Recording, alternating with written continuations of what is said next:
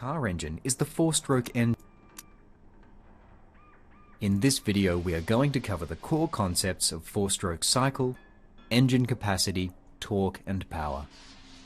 The most common kind of car engine is the four-stroke engine, named after the four strokes the piston must travel to complete one cycle of combustion.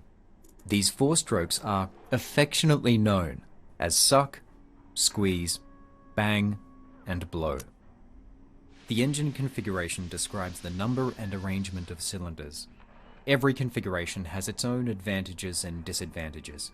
The inline-4 configuration is small and compact, but does not have the natural inherent smoothness of an inline-6 or V12.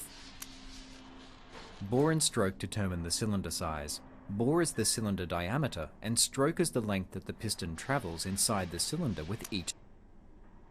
The head type allows you to choose the mechanism with which the valves are actuated. Better heads are capable of higher RPM and have less friction. This allows them to be slightly more economical. Generally, better heads allow for more valves. Having a larger valve count is more advantageous. It gives you more valve area, making it easier for the intake and exhaust gases to enter and exit the engine. The boost preview graph is a tool to help predict the performance of your forced induction setup. An air intake is the point from which the engine is supplied with air. This air is usually drawn through a filter first. More enclosed intakes will restrict airflow and thus make a little less power. Mufflers make your engine quieter at the cost of some power. The various muffler types affect airflow and loudness differently and have different efficiencies, but no mufflers will make your engine very loud. The chassis is underpinning structure of the entire car, consisting of either a separate frame under the body shell or an integral part of the body itself. Originally not even considered in early car designs, aerodynamics is becoming more and more important as cars get faster and fuel economy requirements increase. Brakes are fundamentally a device for turning energy into heat.